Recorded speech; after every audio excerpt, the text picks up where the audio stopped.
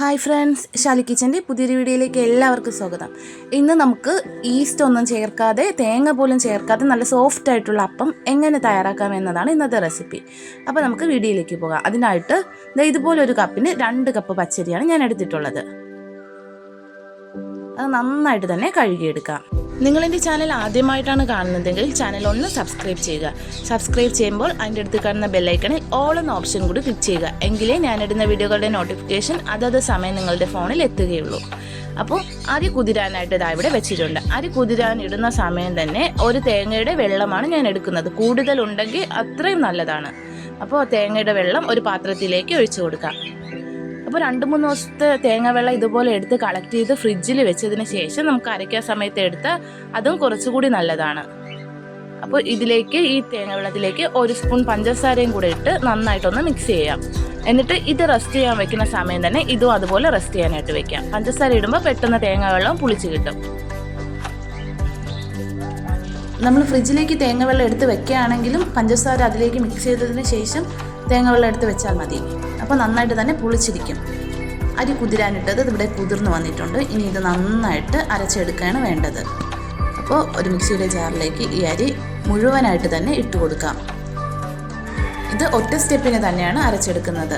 നന്നായിട്ട് തന്നെ അരച്ചെടുക്കാം. ഏറ്റവും പ്രധാനമായിട്ട് ശ്രദ്ധിക്കേണ്ടത് ഒരു തരി പോലും കാണാൻ പാടില്ല. നല്ല ഫൈനായിട്ട് അരച്ചെടുക്കണം. എങ്കിലേ അപ്പം നമുക്ക് നല്ല പെർഫെക്റ്റ് ആയിട്ട് കിട്ടുകയുള്ളൂ. ഇതിവിടെ ഇതാ അരച്ചെടുത്തിട്ടുണ്ട്. ഇനി ഇതൊരു പാത്രത്തിലേക്ക് മാറ്റാം. ഇനി നമുക്കിതിലേക്ക് ചേർത്ത് കൊടുക്കേണ്ടത് ചോറാണ്.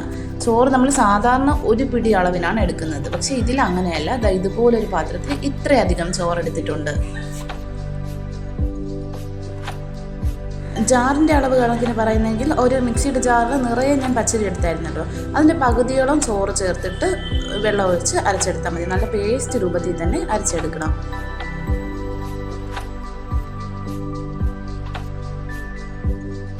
ഇനി ഇതിലേക്ക് ചേർത്ത് കൊടുക്കേണ്ടത് നമ്മൾ എടുത്ത് വെച്ചിട്ടുള്ള തേങ്ങ വെള്ളമാണ്. പിന്നെ ആവശ്യത്തിന് വെള്ളവും കൂടെ ചേർത്ത്, അരയാൻ ആവശ്യത്തിനുള്ള വെള്ളവും കൂടെ ചേർത്ത് നന്നായിട്ട് തന്നെ അരച്ചെടുക്കുക. തേങ്ങ വെള്ളം അളവ് കൂടിയാലും ഒരു കുഴപ്പമില്ല. കുറച്ചുകൂടി നന്നായിട്ട് അത് പുളിച്ച് കിട്ടുകയുള്ളൂ. അപ്പോൾ അതെന്താ ഇവിടെ അരച്ചെടുത്തിട്ടുണ്ട്. അത് ഇതിലേക്ക് ചേർത്ത് കൊടുക്കാം. ഇത് അരയ്ക്കുമ്പോൾ അരിയും ചോറും നന്നായിട്ട് അരഞ്ഞു കിട്ടണമെങ്കിൽ നല്ല രീതിയിൽ നമുക്ക് അപ്പം കിട്ടുകയുള്ളൂ. ഇനി ഇത് നന്നായിട്ട് തന്നെ മിക്സ് ചെയ്ത് കൊടുക്കാം. ഈ ചോറും നമ്മുടെ അരച്ച് വെച്ചിട്ടുള്ള പച്ചരി എല്ലാം നന്നായിട്ട് യോജിക്കണം. ഇത് നന്നായിട്ട് തന്നെ ഇതുപോലെ മിക്സ് ചെയ്ത് കൊടുക്കാം. എനിക്ക് ഇതുകൊണ്ട് മിക്സ് ചെയ്താലൊന്നും പറ്റില്ല. നമ്മൾ കൈയിട്ട് മിക്സ് ചെയ്യണതിൻ്റെ അത്രയൊന്നും വരില്ല, നമ്മൾ സ്പൂൺ കൊണ്ട് മിക്സ് ചെയ്താൽ.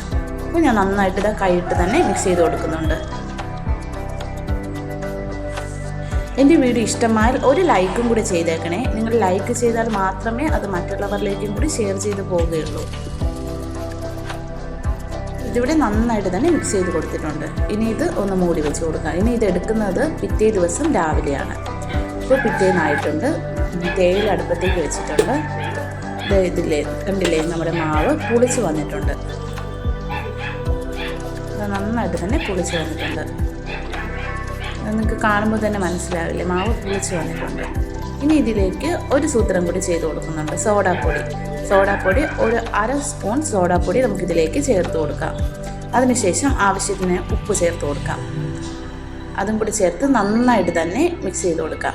എന്നിട്ട് ഇതൊരു 1 മണിക്കൂറെങ്കിലും, 1 മണിക്കൂറില്ലെങ്കിൽ അരമണിക്കൂറെങ്കിലും കുറഞ്ഞത് റെസ്റ്റ് ചെയ്യാനായിട്ട് വെക്കണം. നമുക്ക് ചൂടുവെള്ളം ഒരു പാത്രത്തിൽ തിളച്ചൊരു കുറച്ച് വെള്ളം എടുത്തതിന് ശേഷം ഈ മാവ് അതിനകത്തേക്ക് ഈ പാത്രത്തോടെ ഇറക്കി വെക്കുകയാണെങ്കിൽ പെട്ടെന്ന് തന്നെ അത് പൊങ്ങിക്കിട്ടും. അപ്പോൾ ഇത് ഒരു 1 മണിക്കൂർ കഴിഞ്ഞതിന് ശേഷമാണ് നിങ്ങൾ കാണുന്നത്.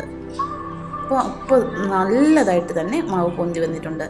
നിങ്ങൾ ആദ്യം കണ്ട മാവും ഇപ്പോൾ കണ്ട മാവും തമ്മിൽ കണ്ടില്ലേ എത്രത്തോളം വ്യത്യാസം ഉണ്ടെന്ന്. അപ്പോൾ സോഡാപ്പൊടിയും കൂടെ ചേർക്കുമ്പോൾ നന്നായിട്ട് തന്നെ മാവ് കുറച്ചുകൂടി ഒന്ന് പൊങ്ങി വരും. അപ്പോൾ അത് സ്കിപ്പ് ചെയ്യരുത്.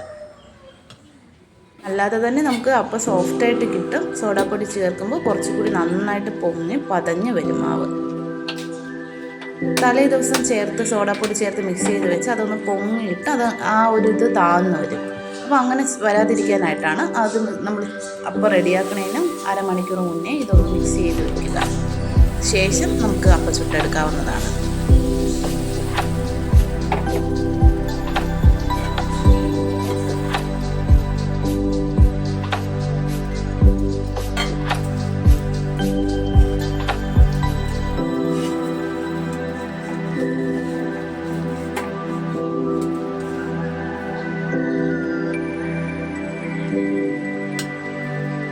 ഇത് കണ്ടില്ലേ, നല്ല ഹോൾസൊക്കെ വന്നിട്ട് നല്ല സോഫ്റ്റ് അപ്പം കിട്ടിയിട്ടുണ്ട്.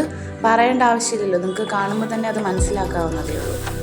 അപ്പോൾ അടുത്തും ഇതുപോലെ ചുട്ടെടുക്കുന്നുണ്ട്. അപ്പോൾ തീർച്ചയായിട്ടും ഒന്ന് ഈ റെസിപ്പി ഫോളോ ചെയ്യുക. നിങ്ങൾ അപ്പം ശരിയായില്ലെങ്കിൽ ഇതുപോലെ ഒന്ന് ട്രൈ ചെയ്ത് നോക്കുക. തീർച്ചയായിട്ടും നല്ല സൂപ്പർ അപ്പം തയ്യാറാക്കി എടുക്കാവുന്നതാണ്. അപ്പത്തിൻ്റെ കൂടെ കോമ്പിനേഷനായിട്ട് മുട്ടക്കറിയാണ് വെക്കുന്നത്. മുട്ടക്കറി അപ്പം പ്രത്യേക ടേസ്റ്റാണ്.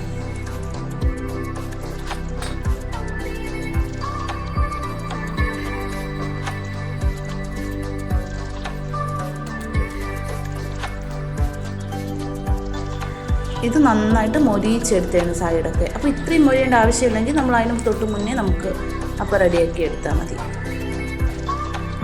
അത് സൂപ്പർ അപ്പമാണ്. തീർച്ചയായിട്ടും ഒന്ന് ട്രൈ ചെയ്ത് നോക്കിയിട്ട് നിങ്ങളുടെ അഭിപ്രായമൊക്കെ കമൻറ്റ് ബോക്സിലൂടെ എന്നെ അറിയിക്കുക.